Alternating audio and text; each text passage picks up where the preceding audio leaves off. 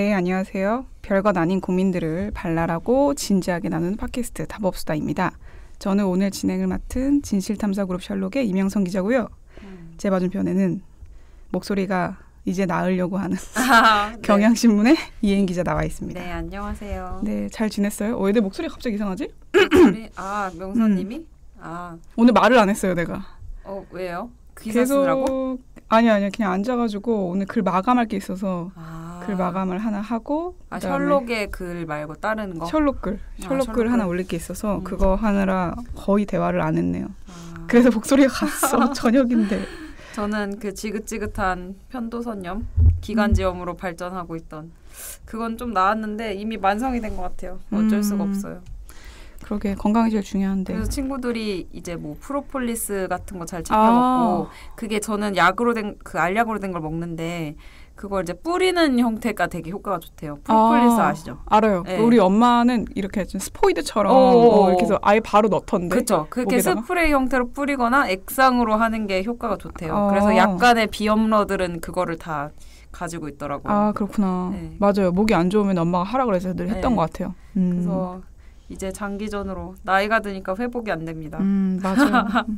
이제 조금만 있으면 추석이지 않습니까? 네. 추석을 향해 달려가고 있는데 저는 계속 무기력해가지고 진짜 큰일이에요. 큰일. 지난주에도 그랬잖아요. 네네. 사실 그 전주도 그런 것 같은데 왜 그럴까 계속 고민하고 있고 주말에 열심히 놀면 좀 덜할까 싶어가지고 또 방탈출을 갔죠. 오. 근데 끊고 싶어 이제 방탈출. 가던 멤버들만 계속 가니까. 방탈출. 에휴, 아니 요즘에 이제 저 주변에 다 휴가를 좀 다 늦게 갔다 왔어요. 네. 그래서 친한 사람들이 휴가 갔다가 이제 돌아와서 그 월요일에도 이제 막 휴가지에서 옛날에는 좀 이제 가면 일도 재밌게 해보고 싶고 이런 느낌도 들었었는데 그냥 돌아오는 순간 다음 계절의 휴가를 생각하고 다들 그러니까 오면서 즉시 번아웃 된다. 그래서 이게 채워지지 않는 어떤 그런 무기력이다. 나는 그래서 원래 효리는 임박을 안 봤거든요. 근데 이번에 마지막 화라 그래서 봤어요. 처음으로. 마지막 화를 처음으로? 네. 그래서 사람들이 왜 이 프로를 좋아하는지를 좀 알게 됐죠. 좋죠. BGM이 없는 게 더 좋더라고요. 그리고 이효리라는 캐릭터가 주는 그런 안정감이 있어요. 그 아이유랑 그러면 이별하는 것도 네, 그 장면을 봤어요. 그때도 되게 쿨하게 뭘 점심 먹고 가 이러면서 가라 그러잖아요. 그래서 절대 울지 말라고 막 그래서 자기는 울었으면서 편지 오면서 울고. 그런 이효리의 좀 뭔가 쿨함, 시원시원함 이런 게 되게 좋아요. 네, 그 감정이 좀 그리워요. 이렇게 아무 할 일 없이 이렇게 앉아가지고 나무 막 숲속 안에서 이렇게 풀 냄새 맡으면서 이렇게 책 읽고 막 이런 거 있잖아요. 저도 삼시세끼는 이제 삼시세끼가 그런 힐링 예능의 장을 열었다고 하잖아요. 그래도 별로 안 좋아했거든요. 근데 그 효리네 민박은 진짜 보고만 있어도 제주도 여행 가고 싶다 진짜 이렇게 진짜 그렇더라고요. 네, 그래서 되게 즐겁게 봤는데 끝나가지고 그렇구나. 아쉬웠죠. 그렇군요. 네. 저는 아마 힘들면 정주행을 할 것 같습니다. 정주행. 뒤늦게. 아니 그때 고양이 커플에게 리뷰가 왔다고 해주셔가지고 둘이 내가 링크를 보내주자마자 바로 들었대요. 그쵸. 이제 지지난 번이었죠. 네. 고양이를 이제 키우는 것 때문에 이제 의견 차이가 있던. 알레르기 때문에 그 피군이 엄청 고생을 하고 Y양은 파양을 할 수 없다. 그쵸. 그런 생각을 가졌잖아요. 그래서 둘이 같이 듣는데 우선 Y양이 조금 놀랬대요. 듣고. 왜 놀랬냐라고 물어보니까 자기 주변에는 파양은 절대 안 된다는 입장이 대다수였는데 그 이행 기자가 남편 편에 서가지고 그렇게 얘기하는 걸 듣고 자기가 오히려 그 피군에 대해서 생각을 좀 다시 하게 됐다 그러는 거예요. 이렇게 힘들 수도 있겠구나. 남들은 이렇게 생각하는구나. 그렇죠. 제가 너무 근데 그 피군의 입장에서 얘기하는 것처럼 들릴까 봐 약간 조심스러웠는데 좋게 들어주셨다면 감사. 그래서 나중에 이제 아이 낳거나 하면은 캐프리 좀 만들겠다고 이사 가면 한 반년, 1년 뒤에 이사 가나? 그러거든요. 그러면 캐프리 존을 만들면은 그 피군은 거기에 있을 수 있는 건가요? 아마도 거기서는 이제 안전지대니까 거기서 아마 모든 걸 할 것 같은데 그렇게 할 계획이라고 얘기를 하네요. 그리고 그 친구 Y양이 병원에서 이래요. 그래서 자기가 면역 주사를 잘 모르지만 우리가 그때 면역 주사 얘기했잖아요. 네. 그래서 맞추겠다고 자기 남편을 그렇게 얘기를 하더라고요. 효과가 있다면. 그쵸. 저는 이게 이런 일로 나름의 의견 차이가 있고 막 되게 고민하는 그 커플들이 많다고 그 명선님이 찾아서 그때 우리가 알게 됐잖아요. 이런 그 기르는 거 가지고 문제가 있구나. 네. 그래서 오늘은 우리가 이제 추석을 앞두고 무려 열흘에 달하지 않습니까? 10일 연휴. 그래서 덜덜 떨고 있는 사람들을 위한 위로 방송을 하기로 했죠. 위로가 될까요? 모르겠어요. 엄청 거창한데? 못난 반도의 며느리들을 위해서. 그냥 우리가 하고 싶은 얘기를 하기로 한 거 아닌가요? 네, 맞아요. 네. 그래서 엮어가지고 그 웹툰 며느라기를 처음에 좀 소개해드리고 싶더라고요. 봤나요? 저는 이행 기자가 알려줘서 처음 봤어요. 아, 저도 제 주변에서 전 되게 일찍 보기 시작한 편이고 이거를 젊은 여성분 중에 이 며느라기 웹툰에 대해 모르는 사람이 없을걸요? 거의 제 주변엔 요즘. 맞아요. 다 보는 건데 친구들도 다 보는 것 같아요. 그 오늘의 이제 주제는 웹툰 며느라기에 대한 이야기. 뭐 그거를 읽으면서 든 생각 뭐 이런 거죠? 네. 그래서 며느라기를 혹시나 모르시는 분들이 있을까 봐 잠깐 소개해드리면 이게 SNS에 연재하는 웹툰이에요. 그 며느라기가 처음인가요? 아니면 그 전에도 있었나요? 저는 처음 접해가지고 이런 형태 자체가 좀 특이하더라고요. 저한테는. SNS, 그러니까 이게 인스타그램하고 페이스북에 연재하는 건데 이런 식으로 뭐 웹툰이나 자기 그림을 그리는 사람들은 있었던 것 같은데 이 며느라기라는 웹툰 자기가 그 인스타 계정의 주인인 것처럼 그림을 그리잖아요. 맞아요. 그런 형식은 저도 처음 본 것 같아요. 그래서 그 내용이 그 주인공 민사린이 나오는데 이렇게 웨딩 사진부터 나오죠. 둘이. 그것도 물론 그림이지만.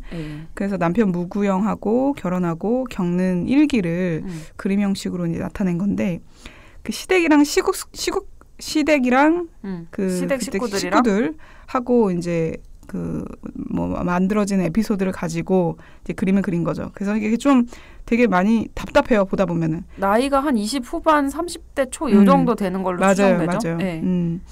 남편하고 시부모님이 그렇게 악한 존재로 나오진 않거든요. 되게 지극히 평범하죠. 근데 이제 여자 입장에서 그 나이대인 여자 입장에서는 조금 많이 공감이 되는 그쵸? 그것 때문에 반항이 좀 컸죠. 뭐 예를 들어 뭐 제삿날 같은 경우에는 부인이 보통 이제 여자가 음식을 하잖아요. 그쵸. 근데 남편이 오늘 자기가 좀 늦을 것 같으니까 먼저 가 있으라. 제사 좀 도와달라. 이렇게 얘기하면 민사린이 바로 나는 너희 할아버지 얼굴도 본 적 없다. 내가 너를 도와준다고 생각하지 않냐. 이런 대사가 나오거든요. 근데 그런 거 보면은 좀 답답하면서도 시원하기도 하죠. 그러니까 이게 그 명서님이 얘기한 것처럼 되게 평범한 것처럼 보이지만 거기서 나오는 대사들이 인상적인 건데 맞아요. 지금 말한 그 제사 에피소드 같은 경우도 둘이 집에서 오랜만에 휴일을 맞아서 엄청 만끽하면서 쉬고 있는데 갑자기 남편 무구영이 우리 집 제사 있대라고 하면서 맞아요. 가봐야 되지 않을까라고 하는 거예요. 그럼 이제 민사린이 근데 왜 우리 데이트할 땐 한 번도 제사에 안 갔어? 라고 하니 이제 뭐 그땐 저녁에 지냈으니까 근데 그 말은 자기는 가서 제사 때 그 준비를 하진 않았고 그 제사 의식에만 참여했다라는 이런 얘기인 건데 근데 갑자기 이제 결혼 직후에 아마 신혼일 텐데 근데 도와주러 가야 되지 않을까라고 하면서 이제 뭐 우리 친구 돌잔치 가기로 했잖아 이랬는데 그러면 나는 돌잔치를 갈 테니까 너는 먼저 가서 음식을 해라. 이런 식으로 얘기를 하면서 이제 거기서 이제 윗세대들은 당연하게 생각하던 건데 우리는 좀 받아들이기 힘든 그런 것들 있잖아요. 그런 에피소드들이 되게 많이 등장을 그런 하죠. 게 주로 등장을 하죠. 그래서 저는 아직 결혼 안 했으니까 이게 구체적으로 어떤 스트레스인지는 모르는데 제 주변에 이제 결혼한 친구들이 더 많으니까 이제 술자리 같은 데서 이런 얘기를 되게 많이 하잖아요. 그럼 되게 많이 위로를 받는다고 하더라고요. 그 그림만으로도. 그리고 댓글도 남기고.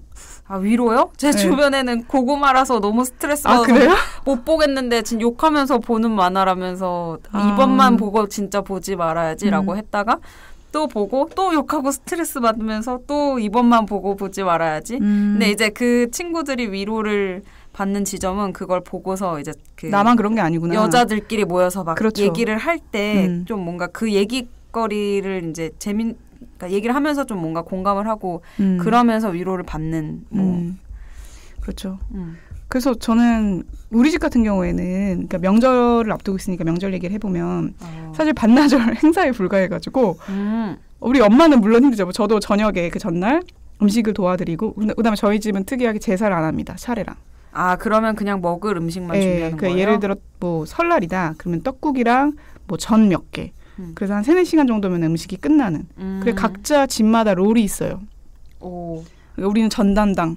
저쪽은 무슨 갈비찜 담당 이런 식으로. 그 외국의 약간 포트럭 파티처럼 그렇죠. 먹을 걸 해와서 그냥 먹고 노는 자리네요. 그렇죠. 그리고 나서 이제 한 끼만을 위한 음식을 하기 때문에 그렇게 거하게 하지도 않거든요. 그러니까 정말 우리 집이 특이한 거죠. 우리 집이 아주 옛날부터 제사를 안 지냈어요? 아니요. 이게 가족 사정이 약간 있는데 그렇게 되니까 각자 이제 사정을 이해해주면서 우리 며느리들이 대부분 이제 명절 분위기를 주도하게 됐죠. 좀 특이한 경우긴 한데 이제 점점 우리 다음 세대들이 나이가 찼는데 결혼을 다 안 했어요. 그런 특이한 것도 있는 것 같아요. 그러다 보니까 우리 의견이 조금 많이 중요해. 우리가 참여를 안 하면은 명절 자체가 분위기가 안 나니까. 그래서 보통은 반나절 행사 지내고 저녁에 뭐 친척 언니들이나 친척 오빠들이랑 영화 보러 가고 보통 이렇죠. 저희 집은 제사를 전 결혼을 했지만 양가에서 다 제사를 지내거든요. 그래서 이제 근데 그러니까 원래 저의 친정이라고 하는 그 집은 종손이에요, 아버지가. 그래서 저희가 큰 집이고 제사 준비를 결혼 전까지 계속 같이 해서 지냈고 제사를 이제 결혼을 한 후로는 저희가 큰 집이 아니라 큰 집에서 제사를 준비하거든요, 남편 쪽은. 그래서 오히려 제사 준비 이런 건 좀 덜하게 된 부분이 있죠. 그리고 또 이제 특이한 게 저희 집은 이 명절 스트레스 때문에 좀 일이 크게 터졌어요. 뭐 엄마가 좀 어렸을 때 많이 힘들어해가지고 그래서 그것 때문에 저희 집이 한번 곤욕을 겪은 다음에 명절 행복하려고 가족들이 웃으면서 좋은 얘기하는 거지. 우리가 이러지 말자. 뭐 그런 과거 때문에 좀 다릅니다. 다른 집이랑. 어쨌든 이제 명절을 두고서 뭐 그렇게 다들 싸움도 있을 정도로 저희도 막 되게 다들 눈치 싸움 있고 명절 때 왜 모이는지 잘 모르겠는데 좀 스트레스 특히 젊은 사람들 많이 받잖아요. 네. 그래서 이제 뭐 결국 명절을 계기로 명절쯤에서 이 며느라기라는 웹툰과 그거에 대한 얘기들이 더 많이 오가는 것 같아요. 네. 근데 확실히 그냥 제 입장에서 얘기하면은 외가랑 친가랑 좀 달라요. 그러니까 외가는 약간 손님 느낌이에요. 나만 그렇게 느끼는지 모르겠는데 외가에서는 저희 엄마가 뭐 딱히 준비하는 건 없어서 그런 걸 수도 있지만 확실히 남자하고 여자 친가 외가는 좀 다른 것 같아요. 외가요? 요즘에 외가랑 더 자식들이 친해가지고 그건 어떤 확실한 현상으로 자리 잡은 그런 것도 있는 것 같아요. 그러니까 뭐 그런 자식들도 외할머니 쪽 그리고 뭐 네. 이모 이런 사람들이랑 더 친하고 고모나 아니면은 뭐 작은 아빠 이렇게 친하다고 한 집은 별로 없잖아요. 그렇죠, 맞아요. 네, 저도 저희 외삼촌이랑 이모랑 훨씬 친하지 작은 아빠 고모들하고는 정말 안 친하거든요. 오히려 친구처럼 지내는 건 외가 쪽이 맞는 것 같아요. 되게 편하게 보죠. 부담 없이. 그게 엄마가 자기 집에 갔을 때 뭔가 편하게 이렇게 할 수 있는 것 때문에 아이들도 좀 따라가는 게 아닐까 싶기도 한데. 그렇죠. 네. 근데 확실히 그래도 제가 어렸을 때 엄마가 시댁 때문에 너무 힘들어하는 걸 봤지만 감수성은 저랑은 진짜 달라요. 그럼에도 우리 엄마는 좀 보수적인 부분이 있는 거죠. 저한테까지도 뭐 결혼 얘기라든가 그다음에 이제 너 지금 남자친구가 있으니까 남자친구한테 잘해라. 그쪽 집안 인사드릴 일 있으면 뭐 이런 얘기를 한다거나 하는 것 자체가 예전의 과거 화법이긴 하잖아요. 네. 그래서 왜 이렇게 윗세대하고 우리 세대는 이렇게 좀 다를까요? 감수성이. 그러니까 이제 우리가 며느라기라는 웹툰을 가지고 얘기를 하면서 우리 같이 젊은 세대들 특히 젊은 세대가 주 구독자겠죠. 네. 근데 이런 걸 보면서 막 되게 옛날엔 당연하게 여겨져 왔던 것을 미묘한 불편함을 느끼고 사실 명절 같은 경우도 되게 느끼는 불편함의 지점들이 옛날에는 막 가서 우리 어머니 세대는 가서 극한으로 집안일을 해야 돼서 그 노동이 싫어라는 거였다면 우리는 되게 다양하게 여러 불편함을 느끼는 거잖아요. 맞아요, 진짜. 어쨌든 우리 며느라기라는 웹툰에서 출발해서 뭐 명절이나 이런 우리 세대가 느끼는 불편함에 대해서 계속 얘기를 해본다면 예전 같았으면 그냥 넘긴 말인데 요즘에 아빠가 뭐 장난식으로 아이고 여자 방이 이게 뭐냐 이렇게 얘기하면 갑자기 확 올라올 때가 예전 같으면 내가 넘겼을 텐데 요즘에는 그게 안 넘겨지는 거예요. 예를 들어 단어 같은 경우도 뭐 친과 외가 외가는 왜 바깥 외자를 쓰나 막 이런 사소한 것들까지 막 제가 보이면서 좀 힘들죠. 시댁 친정 이런 거. 시댁에서도 시댁은 댁인데 친정은 그러네요. 친정이라고 부르잖아요. 그렇죠. 친댁이라고 부르진 않죠. 그렇죠. 네. 장인 어른도 그렇고. 그러니까 여튼 그래서 이제 명절이라는 것도 옛날처럼 그런 노동을 많이 해야 된다. 뭐 그런 제사를 지내는 게 뭐 힘들다. 귀경 시간이 길어서 싫다. 이런 걸 떠나서 확실히 요즘 세대는 그 명절 자체에 대해서 엄청나게 불편함을 느끼는 것 같아요. 그러니까 미혼이든 뭐 비혼이든 아니면은 이미 기혼이든 다 자기 나름으로 명절이 너무 싫은 거예요. 그리고 맞아요. 그 며느라기라는 그 웹툰을 봤을 때도 결혼 안 한 사람도 그 감정을 충분히 느낄 수 있고 너무 불편한 그런 게 있는 거죠. 그래서 저는 이게 우리 세대가 결국 이 명절에 대해서 느끼는 게 패러다임이 바뀌는 그런 상황에 있는데, 그러니까 과도기에 있는 건데, 그게 이제 문화적 껍데기는 남아있고 그 사람들의 인식은 또 빨리 바뀌다 보니까 다들 스트레스를 받는 것 같아요. 다 같이. 과도기에 있다는 네. 그런 말이 좀 이해가 되긴 하네요. 그렇죠. 저는 이제 30대 초반이지만 20대 초반인 과했던 애들이 있어요. 걔네들하고 얘기하면은 진짜 다르구나 또 생각이 드는 게 그러니까 이런 얘기를 좀 개인주의라는 단어로 좀 엮어서 얘기하면은 저 같은 경우에는 그렇게까지 부모 세대에 대해서 바꿔야 된다 계몽해나 이런 생각은 없지만 불편한 감정을 가지고 있지 그럴 용기는 사실 없거든요. 바꿔야 되는 거 맞는데 근데 아래 그 20대 초반인 저랑 한 뭐 띠동갑인 친구들 같은 경우에는 확 다르더라고요. 그쵸? 아니죠 이런 식으로 확 얘기하더라고요. 요즘 고등학교에서는 그 되게 그 남녀 편가르기 심하다고 누가 이제 그 똑같이 뭐 과외해보고 이런 그 대학생들이 커뮤니티에다 막 글을 올려놨더라고요. 네. 그러니까 우리 그냥 고등학교 때는 뭐 저는 여고를 다녔지만 굳이 뭐 이렇게 여성주의적인 의식이 강하고 이런 사람 거의 없었거든요. 그렇죠. 네, 현모양처가 꾸민 사람도 진짜 많았는데 맞아. 요즘에는 뭐 인터넷의 영향도 있겠지만 그 중고등학생들도 굉장히 이런 거에 대해서 불편함을 많이 느끼고 며느리라기 같은 웹툰을 막 보면서 막 그런 문화에 대한 비판도 하고 이런다고 하더라고요. 그렇죠. 근데 왜 그러면 바뀌지 않을까? 이렇게 우리가 10년 차이인 그 세대만 봐도 다르다라고 느끼는데 이게 엄청나게 반복되었을 텐데 왜 여태 바뀌지 않았을까? 궁금해요, 진짜. 명선님은 명절에 있어서 지금은 거의 불편할 요소가 없지만 네. 어떤 주변을 봤을 때도 그렇고 어떤 게 제일 불편한 것 같으세요? 친구들이 제일 불편해하는 거는 윗세대, 그러니까 형님이라고 불리는 분들이 어떤 롤이 있는 거예요. 자기 생각했을 때는 아랫사람이 뭔가 해야 되는. 그것 때문에 스트레스 많이 받더라고요. 그러니까 예를 들어 야 눈치껏 가서 빨리 설거지 해야지 이런 말 있잖아요. 그러니까 자기는 뭔가 이렇게 순서가 있었는데 나름의 하려고는 했는데 그 말을 딱 들었을 때 기분이 나쁘잖아요. 아니 최근에 그런 이제 뭐 저희 주변의 기자들이 기사거리 이제 찾으면서 그런 것도 뭐 물어보더라고요. 그러니까 연휴가 길으니까 어느 정도 이제 그거를 시댁과 친정에 가 있어야 되는지를 눈치를 막 보기 시작하는 거예요. 젊은 사람들이. 계산을 하는군요. 네. 근데 이제 시댁에서도 당연히 시댁이든 친정이든 자식들이 길게 내려와 있어주길 바라는 부모들이 많을 거 아니에요. 그렇죠. 자기들끼리 여행 가지 않는다면. 그러면 사실은 뭐 나 며칠 갔으면 좋겠어? 이렇게 물어보고 근데 내가 그때 그렇게 많이 못 있고 하루 이틀 정도는 그럼 더 있을게 하면서 협의를 하면 되는데 사실 그게 겉으로 내놓지 않고 눈치 싸움으로 다 결정을 하는 거예요. 그렇죠. 뭐 이번엔 좀 더 길게 내려올 생각이니? 뭐 이렇게 돌려서 물어보면은 알아서 기어가지고 이제 며칠씩 가야 되나? 이런 생각도 있고 뭐 또 다른 모임에 호출할까 봐. 그러니까 명절 당일 말고 가족 모임에 호출할까 봐 눈치 보는 사람들도 많고 뭐 그래서 또 이번 명절은 더 힘들다 이런 사람들이 많더라고요. 그건 맞아요. 네. 제가 친구들한테 물어봤더니만 그 직장 다니는 애들은 자기가 다 자처해서 대부분 중요한 날에 다 일을 한다고 하더라고요. 그래야 빨리 나올 수 있는 변명거리가 되니까. 그런 빨간 날 같은데 다 일한다고요? 네네. 추석 당일이나 추석 전날. 그 두 개는 무조건 일을 하려고 노력한다고 하더라고요. 그 아까 얘기했던 Y양도 저한테 그 얘기를 했어요. 당직 같은 거 사야 일을 되면. 하려고 한다. 그래, 남편한테도 그게 덜 미안할 것 같고. 그쵸. 괜히 이제 거짓말하게 만들어야 되니까. 그러니까 저는 사실은 그 그러니까 어르신들 우리 윗세대도 우리보다 느리게 변하는 건 맞지만 사실은 그 아랫세대의 가치관이 바뀐 걸 알아야 될 필요도 있다고 생각하거든요. 그렇죠. 뭐 요즘 애들은 다르대라고 하지만 사실 정확히 몰라요.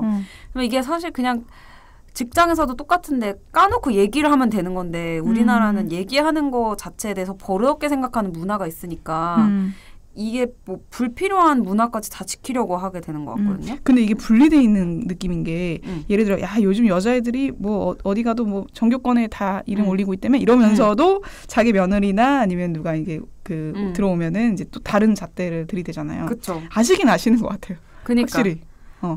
딸이 있으면 더더욱. 그러니까 편하게 여기고 싶은 부분에서는 이제 아는데 외면하고 싶은 부분은 안 하려고 할 수도 있다는 생각이 들거든요. 사람은 누구나 자기 편한 쪽으로 생각하고 싶어 하잖아요. 그렇죠. 우리 세대도 그런 모순이 있는 게 엄마 아빠한테 결혼할 때 뭐 억은 달라고 해야지, 뭐 그러니까, 전셋값 달라고 해야지 하지만 부양은 하기 싫어하잖아요. 그게 문제예요. 내가 문제 핵심 중에 하나인 게 그러다 보니까 부모가 자기 권리가 있다고 생각하는 거잖아요. 그 둘 관계에 있어서. 그렇죠.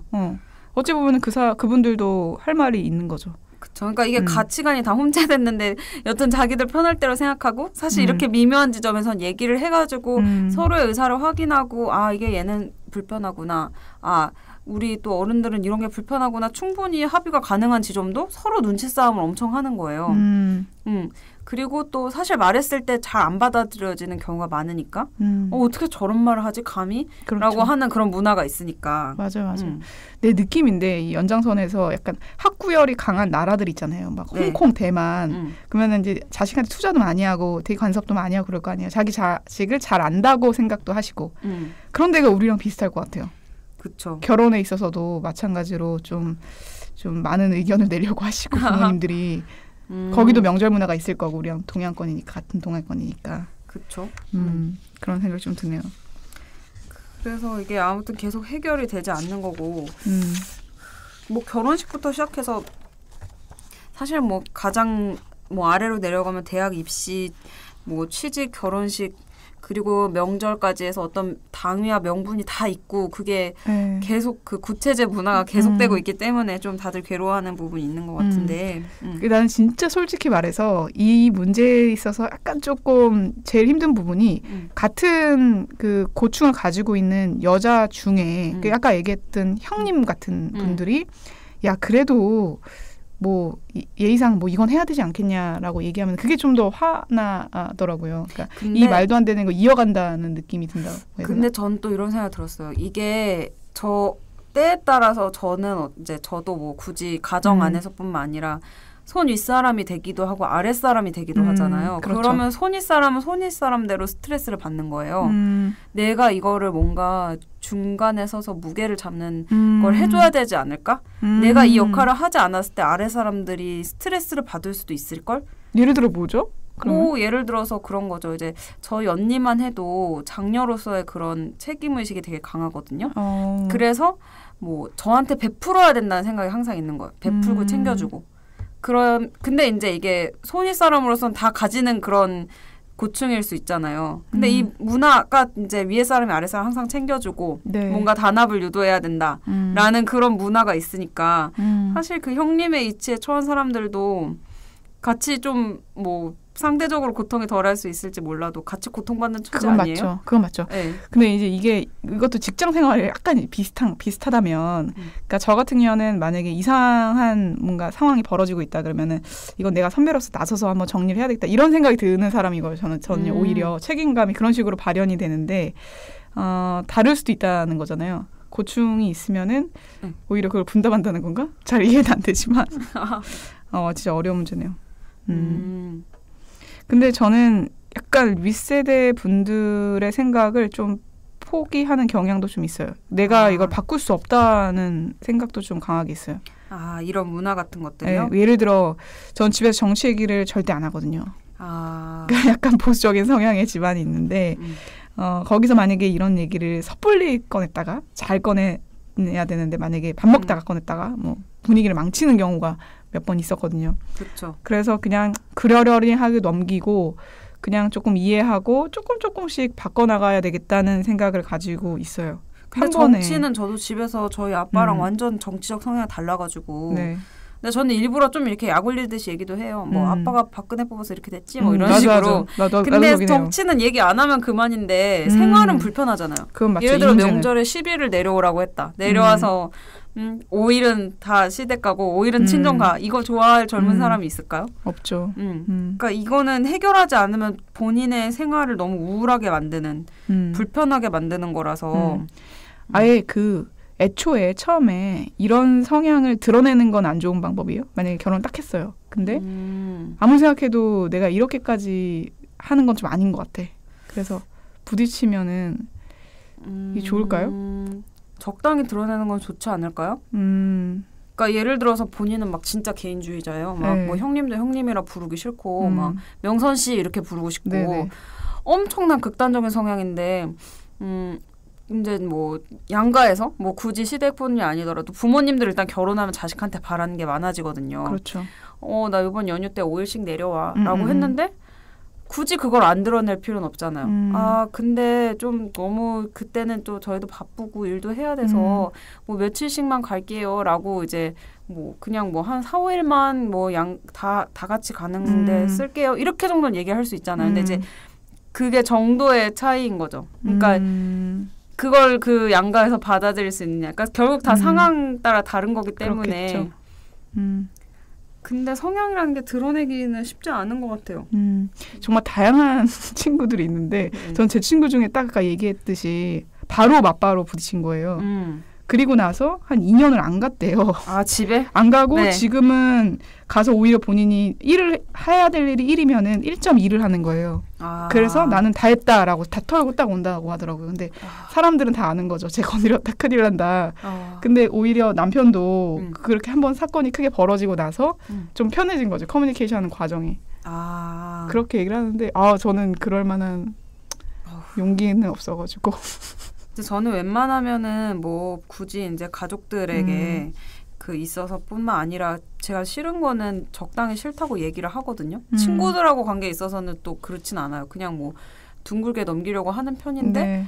좀 이런 개인주의적인 부분에 있어서 너무 괴로우면 싫다고 얘기를 하려고 해요. 원래는 진짜 호구였는데 이명선 님과 이걸 같이 하기 전에 네. 김여랑 기자랑 하면서 막 더 말하는 법을 좀 이제 연습을 하게 된 거예요. 네네네. 타법사 하면서. 그래서 얘기를 하는 편인데도 불구하고 이게 사회적으로 얘기를 하기가 어려운 부분들이 확실히 있긴 있더라고요. 그리고 원래 사람이라는 게 자기가 겪지 않은 일을 이해하는 건 조금 어려운 것 같긴 해요. 그러니까 간접 경험을 되게 갈구하는 사람도 있잖아요. 막 책을 통해서라든가 아니면 토론을 한다거나. 근데 그게 아니고 그냥 평범하게 생활을 한 사람 같은 경우에는 윗세대가 해온 거를 그대로 흡수할 수밖에 없는 거 있지 않나요? 그래서 어떻게 바꿔야 되는 건지 좀 어려운 것 같아요. 그러니까 예를 들어 제 친구가 유산을 했어요. 그래서 그 유산한 친구 얼마나 슬펐겠어요. 그래서 네. 저희도 많이 위로했는데 시어머니가 좀 말실수를 한 거죠. 네가 몸 관리를 어떻게 했길래 그러냐. 근데 그분은 어떤 심정으로 그렇게 얘기했는지는 모르겠지만 본인은 그것 때문에 많이 괴로워했다가 시어머니가 나중에 한두 달 뒤에 자기 친척 중에 한 명이 유산을 해서 그때서야 이해를 했다는 거예요. 친구를. 근데 그게 더 슬픈 거예요. 걔는. 나도 식구가 아닌 건가? 막 이런 생각도 드는 거고. 진짜. 그런 얘기를 들으면서 이게 사람이 겪어야 아는구나. 그쵸. 그런 생각도 좀 들어요. 맞아요. 겪어야 알고 그리고 사실 너무 당연하니까 그 사람마다 자기가 가지고 있는 세계관이란 거는 뭐 굳이 틀을 깰 필요가 없이 여태까지 잘 살아왔으니까 뭐 너무나 당연한 거 아닐까요? 그래서 그리고 우리가 저번에 또 격정의 토론을 할 때 밤에 미디어 얘기를 하지 않았습니까? 그렇죠. 저는 그래서 그 9시 뉴스 전에 하는 대가족 나오는 드라마 네. 있잖아요. 그거를 본 적이 없어요. 못 보겠어요. 한 5분도. 거기에 저도. 보면 그러니까 며느리들이 같은 집에 살고 있고 지금도 그런지 모르겠지만 그래서 그 가족 안에서 벌어지는 에피소드가 매번 나오잖아요. 네. 근데 우선 일단은 그런 집이 내 주변에 한 가정도 없고 그래서 공감이 좀 안 되고 근데 거기서도 알게 모르게 좀 그런 가부장적인 모습 그다음에 발언이 나오잖아요. 네. 그래서 굉장히 불편하더라고요. 그렇죠. 아니 그러니까 이게 특히 지상파가 영향력이 아직까진 강하잖아요. 네. 근데 지상파에서는 왜곡된 여성관 플러스 왜곡된 남성관을 계속 주입하는 것 같거든요. 너무 심해요. 너무 심해요.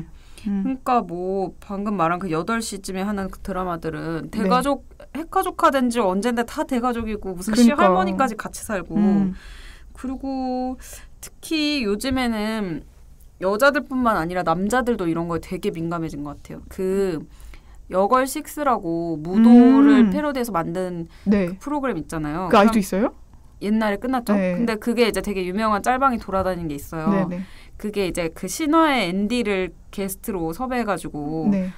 그 여걸식스 걔네들이 이제 막 약간 골려먹는 화가 있었더라고요. 근데 이제 눈을 가린 채로 뭐 막 다니게 해요. 앤디를? 네, 앤디가? 네. 근데 뭐 그것까지 그럴 수 있다 치죠. 근데 네. 막 몸을 엄청 더듬어요. 막 엉덩이 이런 데를 만지고 막 앤디가 막 아 이거 뭐야 막 누가 대체 만지는 거야 근데 막 웃겨 죽고 막 껴안아 보고 막 그리고 뭐 아무튼 되게 짓궂은 미션을 막 계속 시켜요. 그게 미션이었던 거예요? 그러니까 뭐 그런 식으로 이제 진행을 하는데 그거에 대해서 이제 수많은 남자들이 여자들도 마찬가지로 불쾌해하면서 그렇죠. 만약에 이게 반대로 여자였으면 얘네 다 잘렸다. 그렇죠. 이걸 누가 웃기다고 보고 웃고 그렇죠. 있겠냐. 근데 이제 뭔가 그런 식으로 그러니까 이게 그렇다고 해서 남녀 평등이 아닌 거잖아요. 또 그렇죠. 네. 그런 이상한 성의식 같은 거를 미디어가 좀 이제 전파하고 뭐 정작 바로잡아야 될 부분은 바로잡지도 않고 여자여서 된다는 생각을 가진 것도 진짜 내가 아까 위험하다고 그랬잖아요. 그런 부류가 저는 너무 좀 싫은데 그러니까 예를 들어 그냥 되게 독립적으로 살던 애도 갑자기 이제 결혼해서 뭐 남편인데 내가 왜 운전해 뭐 이런 얘기를 한다거나 그런 얘기를 했을 때 전 듣는 입장으로서 좀 약간 불편하더라고요. 물론 미디어에서도 그런 모습들을 많이 보여주고 예를 들어 뭐 우리 결혼했어요 같은 거 보면은 남녀 관계가 구분되는 듯한 그러니까 인상도 그런 거 너무 좀 이벤트 계속해주고 네. 사실 이벤트 좋아하지 않거든요. 우리 세대 특히 우리 주변의 여자들은 풍선을 그 차에서 열어가지고 하늘로 날린 이벤트를 하느니 집에서 설거지를 같이 하는 걸 훨씬 좋아하지 않나요? 100번 낫죠. 네. 그리고 그러니까 덜 가부장적인 남성상을 훨씬 좋아하고 제 주변에는 난 초식남이 정말 좋아 이렇게 얘기하는 사람들 많아요. 그러니까 초식남은 굳이 이제 남에게 막 자신의 권위를 막 앞세우려고 하지 않고 조용히 이제 자기 앞가림하는 그런 이미지잖아요. 네. 근데 미디어에 나오는 거는 그런 초식남들은 사실은 뭐 놀려먹는 그런 캐릭터로만 나오고 막 굉장히 터프해가지고 막 뭐 가방을 다 들어준다거나 네. 뭐 심지어 요리 같은 경우도 뭔가 동등하고 평등하게 해주는 느낌이 아니라 내가 이 약한 여성을 위해서 요리를 대접할 거야 이런 느낌으로 해주는 캐릭터들이 인기잖아요. 그래서 저는 미디어 영향도 큰 것 같아요. 그렇죠. 이건 조금 다른 얘기긴 한데 그 서바이벌 게임 형식의 예능을 좋아해요. 네. 그래서 최근에는 소사이어티 게임을 되게 즐겨 보는데 본방사수 하는데 그러니까 특히 시즌 1 때 제가 많이 화났던 거는 거기에 등장하는 여자 출연진들이 너무 소극적인 경우가 많은 거예요. 맞아. 사실 그 뭐 예를 들어 뭐 MJ라는 애가 등장을 하는데 걔 같은 경우에는 여자인데도 불구하고 운동하다 보니까 굉장히 좀 약간 도전심도 저도 되게 있고 생소한 캐릭터였어요. 네, 한국에 없는 걔가 뭐 호주에서 살았나 아무튼 그런데 좀 그런 애들 근데 실제로 존재하긴 하거든요. 근데 좀 그런 다양한 애들을 갖다 놓지 그 좀 되게 소극적이고 아나운서 출신의 자기 이미지 관리 잘하는 애들만 앉혀놓다 보니까 여자를 그런 식으로 좀 이미지를 생성하는 것 같아가지고 되게 많이 불쾌했죠. 그리고 그게 출연자들 사이의 규칙일 수도 있겠지만 그 MJ 같은 사람도 나이 어린 여자는 다 그 남자 출연자들한테 누구씨가 아니라 다 오빠라고 부르고 존댓말 쓰는 거 아세요? 몰라요. 저 이제 시즌 1에서도 그게 너무 불편해가지고 2도 이제 그렇게 되나 하고 봤더니 일단 나이가 조금 많아요. 남자 출연자들이. 섭외를 일단 남자 출연자들 좀 나이 많은 사람으로 섭외를 하더라고요. 그리고 좀 나이가 어리면 다 오빠 뭐뭐 했어요? 이렇게 존댓말 했어요. 근데 시즌 1에서 보면은 MJ가 리더를 계속 하잖아요. 네네. 근데 다 오빠 뭐뭐 했어요? 이렇게 존댓말을 쓰고 그 오빠들은 MJ한테 말을 다 놔요. 야 MJ야 너 그렇게 해라. 뭐 이렇게 말을 놓고 시즌2도 똑같더라고요. 근데 반대로 누나가 연장자잖아요. 네. 그러면 남자들은 누나 뭐뭐 했어? 그러네? 이렇게 진짜, 얘기하고 진짜 생각해보니까 그러네. 누나들도 말을 놓고 하면서 약간 뭔가 위계가 덜한 느낌이거든요. 심지어 누나 캐릭터가 덜 나오는 이유는 나이 많은 여자를 거기 넣지도 않아요. 그건 맞아요. 네. 황인선이 제일 나이가 많았던 것 같아요. 그쵸. 야, 이번엔 정인영인가? 한 33인가 방송인 뭐 또 있는데 그러다 보니까 이제 너무 화나는 부분이 거기는 여자들끼리 같이 우리 연대해야 돼 이런 얘기를 하는데 전 저라면은 그러면 안 돼라고 얘기했을 거예요. 우리가 왜 같이 약자끼리 연대하는 게 옳은 방법인지 난 잘 모르겠다 이렇게 얘기했을 텐데 그런 걸 자꾸 연출해요. PD가. 그게 너무 화가 나더라고요. 맞아. 근데 연결이 된 것 같아요. 시즌 2에서 봐도 여자를 굳이 떨어뜨려요. 일단 능력치가 약한 사람을 다 집어넣은 이유도 있지만 네. 그 남자 리더가 실권을 잡으면 여자부터 떨어뜨리지 않나요? 그렇죠. 그렇죠. 네. 그리고 사실 거기에 신체, 두뇌, 뭐 감각 이런 식으로 나뉘어져 있는데 신체가 꼭 힘을 쓰는 건 아니잖아요. 근데 게임 구성 자체가 다 힘을 쓰도록 되어 있으니까 네. 사실 그런 부분은 진짜 좀 개인적으로 너무 화가 나가지고 막 DC 인사이드 이런 데 들어가서 같이 보는 사람들이 어떻게 생각하나 막 구경하기도 하는데 저처럼 많이 화나 있는 사람이 있더라고요. 네. 그렇죠. 그 DC 인사이드의 소사이어티 게임 갤러리는 다 불편러들이니까. 그렇죠. 아무나 다 욕하죠. 그렇죠. 또 얘기하고 싶은 게 그러면 명절에 우리가 꼭 가야 되나. 만약 문화를 바꿀 수 있다면 꼭 명절에 우리가 친가 외가 한 번씩 가가지고 이렇게 자리를 지켜야 되나.